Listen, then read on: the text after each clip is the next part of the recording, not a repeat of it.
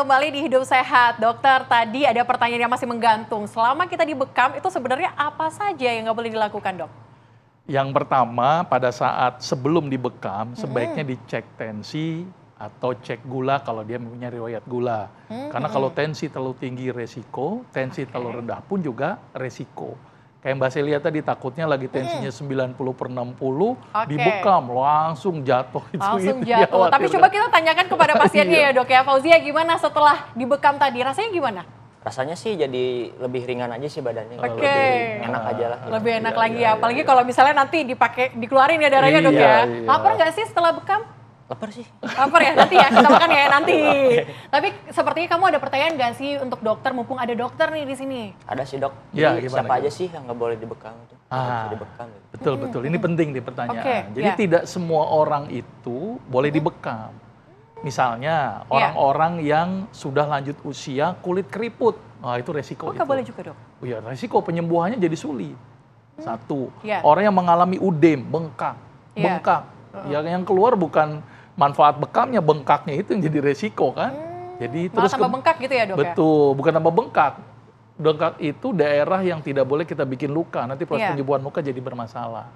Atau orang-orang yang punya kelainan penyakit, misalnya nih kondisi orang-orang yang punya penyakit hemofili. Hemofili, jadi ada gangguan bekuan darah, itu juga beresiko. Ya, jadi harus diperhatikan aspek-aspek tadi. Atau tadi daerah bekamnya ada kelainan kulitnya, itu juga boleh dibekam karena itu merupakan port di entry-nya kuman masuk ke dalam. Jadi tidak semua orang boleh dibekam karena ada faktor-faktor risiko tadi. Oke, tapi ada lokasi-lokasi tertentu nih, Dok, ya mungkin buat saya bertanya-tanya, apakah boleh nggak sih bekam itu di bagian kepala, Dok? Katanya bisa mengurangi vertigo dan sebagainya. Iya. Gimana, Dok? Jadi memang ada beberapa titik-titik yang direkomendasikan untuk dibekam. Gitu ya. Ada yang disebut dengan titik sunnah atau titik yang direkomendasikan berdasarkan hadis. Salah satu di kepala ini. Gitu. Itu direkomendasikan sekali itu dalam hadisnya. Nanti dicukur dulu ya, kemudian ditari.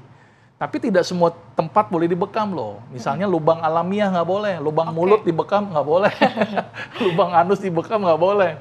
Itu cukup resiko untuk dibekam. Atau di daerah-daerah yang ada pembuluh darah besarnya. Seperti tadi di sini ada arteri karotis, dibekam resiko. Atau di daerah ketiak sini ada arteri aksilaris, cukup resiko. Jadi nggak semua titik nggak boleh semua dibekam. titik ya, Dok ya. Betul. Tapi dokter, biasanya kita kalau mau bekam itu lebih baik sebelum makan atau sesudah makan. Terus ada waktu-waktu tertentu nggak? Misalnya pagi atau malam nih, Dok? Baik. Jadi yang pertama begini, yang saya perlu jelaskan tadi ada pertanyaan juga. Bekam itu sebaiknya sebulan berapa kali? Disunnahkan 1 bulan sekali. 1 bulan sekali? Ya, tanggal 17, 19, atau 21 Hijriah. Berdasarkan hadisnya seperti itu. Gitu ya. Terus kalau bisa bekam tidak dalam keadaan lapar sekali atau terlalu kenyang sekali. Karena begini, ya, Dok, ya? kan begini. Darah yang dikeluarkan pada saat bekam itu adalah cairan interstisial. Berarti di situ tidak hanya yang sisa metabolisme saja, tetapi ada unsur makanan yang juga ikut kebuang, salah satunya glukosa.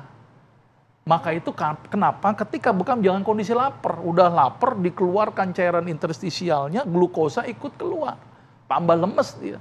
Oh mungkin, makanya waktu itu saya pingsan kali, Dok ya, saya nggak makan. Tambah lagi mungkin nggak dicek tensi juga, mungkin rendah mungkin gitu gara-gara itu ya, Dokter. Jadi nggak boleh dalam keadaan lapar banget, jadi dalam keadaan yang memang ya tidak lapar dan juga tidak terlalu kenyang. Tapi kalau waktunya gimana, Dok? Pagi, malam, siang, atau seperti apa, Kalau yang Dok? paling bagus berdasarkan beberapa pendapat ulama siang hari. Siang hari. Pendapat Kenapa, ulama Dok? itu sebaik siang hari karena sirkulasi darah cukup bagus. Di jam gitu berapa, ya. Dok? Kan siang kan beragam ya, Dok ya? Ya sekitar habis zuhur sampai sebelum asar. Oke, Gitu. tapi dokter ada efek samping nggak sih kalau kita melakukan bekam? Nah, kalau melakukan bekam tanpa prosedur yang benar, resikonya banyak. Apa aja, Dok? Yang pertama tadi, kalau nggak steril, infeksi kan? Ya. Kalau nggak dicek tensi, kemudian dibekam, cairannya keluar banyak, hipotensi bisa menyebabkan shock, hipovolemik. Jadi ada resikonya gitu ya. Atau resiko-resiko yang tadi, daerah-daerah yang tidak tepat. Misalnya tadi di sini kita bekam, muncrat darahnya, meninggal bahkan. Jadi banyak hal-hal yang harus diperhatikan. Jadi bekam pun kalau tidak dilakukan secara profesional, resikonya cukup besar. Oke, Dokter Fauzia ada pertanyaan lagi mungkin? Apa udah cukup? cukup lah. Sudah cukup. Oke dokter, terima kasih. Dan Sama-sama, terima kasih juga sama-sama. Fauzia sudah hadir di Iya. studio Hidup Sehat hari ini. Pemirsa, tak terasa 30 menit sudah kami menemani Anda hari ini dengan beragam informasi dari dokter mengenai bekam. Tak terasa 30 menit dan saksikan terus Hidup Sehat setiap hari Senin sampai dengan Jumat 9.30 waktu Indonesia Barat. Hanya di TV One. Saya Celia Alexandra pamit undur diri dan sampai jumpa. Indonesia, hidup sehat. Hidup sehat.